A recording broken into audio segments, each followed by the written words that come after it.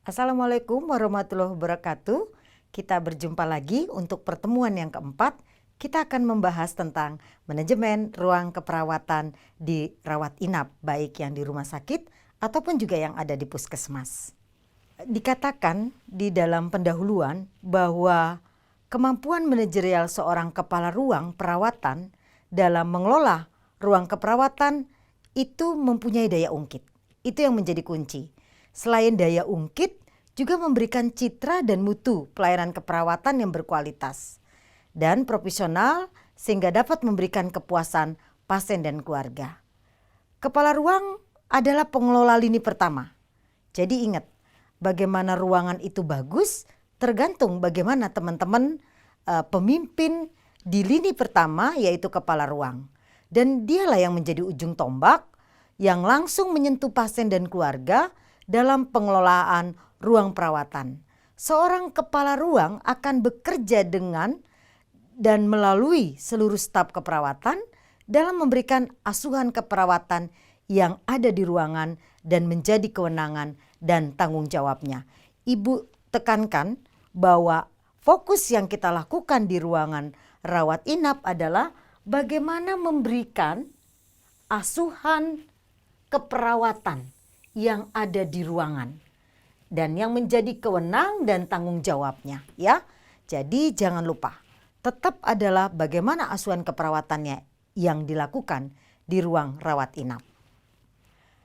Kemudian dikatakan juga kepala ruang, ya, di ruang perawatan itu harus mampu mengelola. Nggak mungkin kalau dia tidak bisa mengelola, dia tidak akan bisa membuat ruangannya berkualitas. Ingat, kita belajar waktu pertemuan pertama. Apa sih yang disebut dengan manajemen? Mulai dari perencanaan, kemudian dia mampu mengorganisir, ya. Kemudian juga mengorganisir, mengarahkan, ya, serta mengawasi. Ya, ingat fungsi-fungsi daripada manajemen, mulai dari perencanaan, pengorganisasian, pengarahan, ya, sampai kepada pengawasan, ya. Dan kemudian juga dikatakan juga bahwa kemampuan manajerial kepala ruang, ya, ini sangat menyelenggarakan bagaimana dapat dilakukan dengan baik. Kemudian juga apa sih tujuan umumnya? Pertama, seluruh kepala ruang mampu mengelola ruang perawatan dengan di seluruh tatanan pelayanan kesehatan, khususnya pelayanan keperawatan. Ya, dan tujuan khususnya pertama, bagaimana mampu menjelaskan, memahami, teman-teman semua memahami tentang manajemen kepemimpinan yang kemarin pertemuan ketiga sudah kita bahas. Nah, selanjutnya bagaimana teman-teman juga bisa mengerti bagaimana sih perencanaan pelayanan keperawatan di ruang perawatan, kemudian bagaimana mengelola staf keperawatan, bagaimana mengorganisasi pelayanan keperawatan, dan kemudian bagaimana memberikan pengarahan di pelayanan keperawatan, mengendalikan dan mengawasi pelayanan keperawatan, dan menjadi agen pembaru dan melaksanakan komunikasi terapeutik dan juga mengelola asuhan keperawatan. Ini yang menjadi tujuan kita agar teman-teman paham ketika teman-teman nanti akan menjadi kepala ruang, inilah yang harus teman-teman bisa lakukan sebagai seorang pemimpin di lini pertama dalam pelayanan keperawatan. Ya, apa sih pengertian kepala ruang itu sendiri? Ya, dikatakan seorang perawat atau bidan profesional. Kalau bidan ini khusus di ruangan maternitas, ya. Di era akreditasi tidak bisa lagi ruang rawat inap dikelola oleh bidan. Ini hanya untuk di ruang maternitas, ya. Nah, dikatakan seorang yang profesional yang diberi tanggung jawab dan wewenang kemudian memimpin pelaksanaan pelayanan keperawatan baik dalam asuhan, pengelolaan SDM, dan memberikan pelayanan keperawatan di unit rumah sakit. Itu yang dimaksud dengan seorang kepala ruang, ya, pemimpin lini pertama di ruang perawatan. Dan kemudian tanggung jawabnya apa? Yang pertama pastinya dia mengelola operasional ruangan, ya, mulai dari tadi. Awalnya mulai dari rencana operasional ruangan sebagai kepala ruang apa sih yang akan saya rencanakan? Ingat, perencanaan mulai dari bagaimana asuhannya, bagaimana stafnya, bagaimana fasilitas yang memang harus dimenuhi, ya, bagaimana juga kinerja oleh teman-teman staf keperawatan yang ada di ruangan itu. Dan kemudian mengelola asuhan keperawatan, ya, mengelola SDM dan mengelola mutu keperawatan, ya. Apa yang dimaksud dengan mutu keperawatan? Banyak.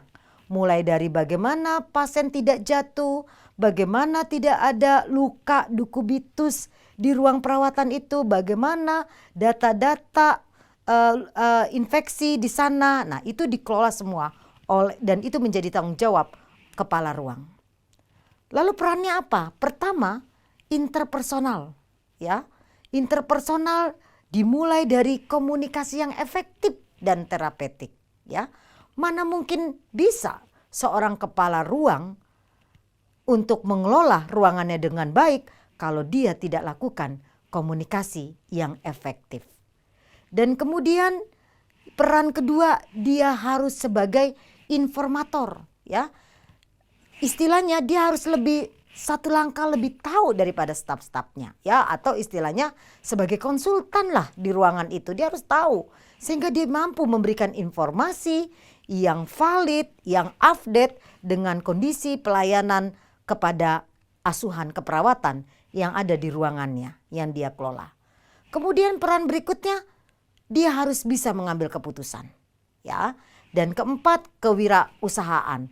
Bukan wirausaha di sini di ruang perawatan jual teh botol atau yang lain, tidak, ya. Tapi bagaimana kreativitas dan penuh ide untuk peningkatan dan pengembangan. Ini pastinya berhubungan dengan bagaimana gaya kepemimpinan kepala ruang yang kemarin pada saat pertemuan ketiga kita bahas.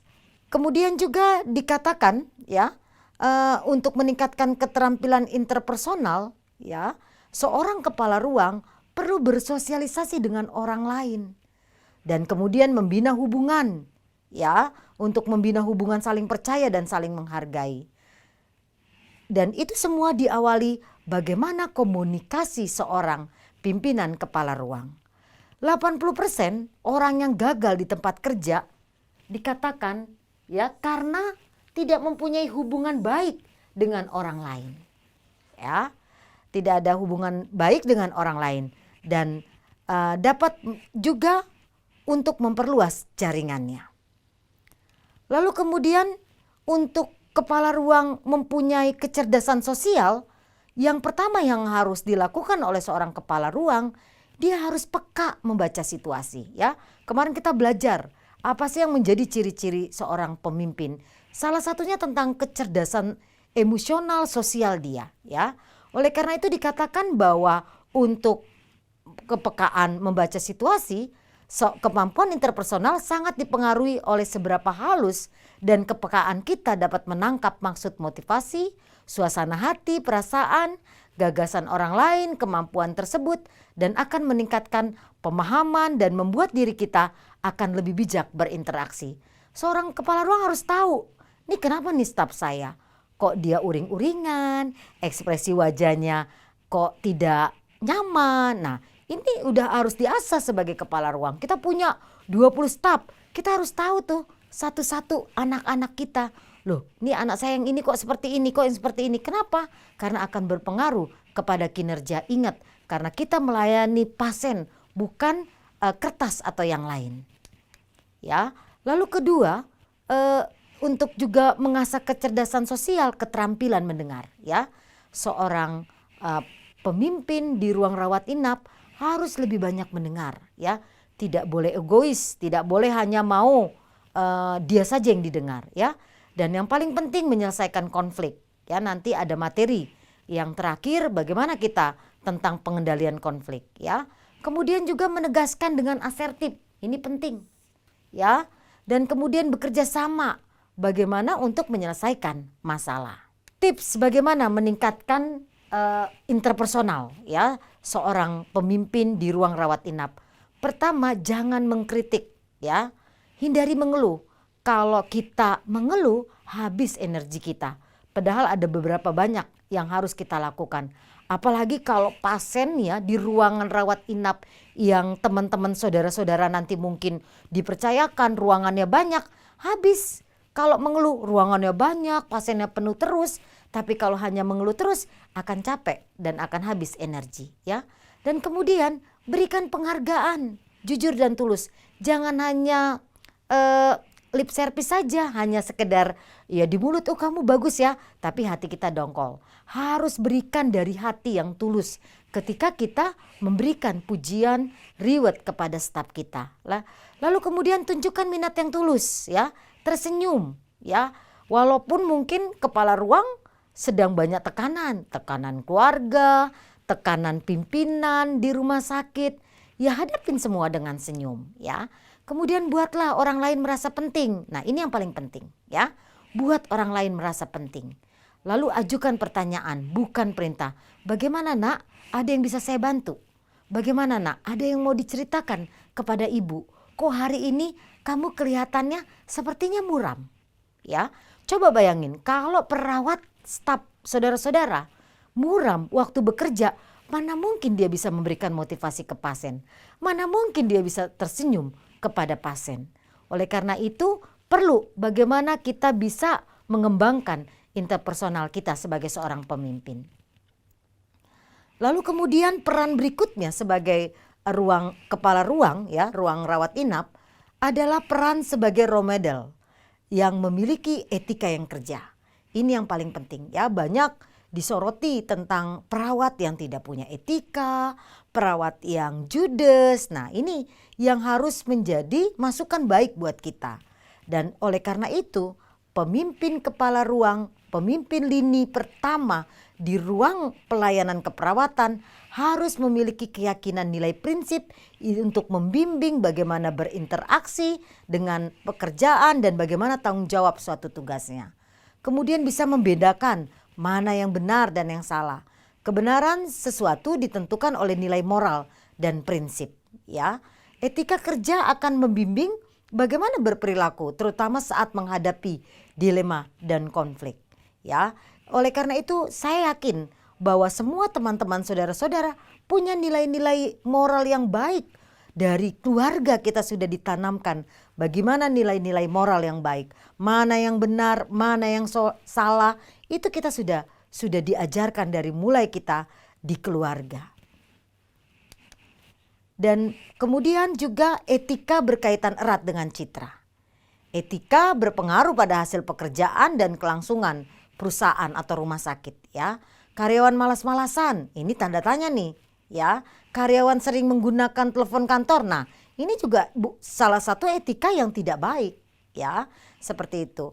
Oleh karena itu perlu motivasi kepala ruang untuk hal-hal karyawan yang seperti ini. Kemudian karakter yang beretika.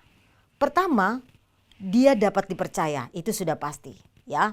Kemudian hormat, bertanggung jawab, perhatian, adil dan taat kepada aturan. Itu yang menjadi bagaimana karakter pemimpin di ruang rawat inap.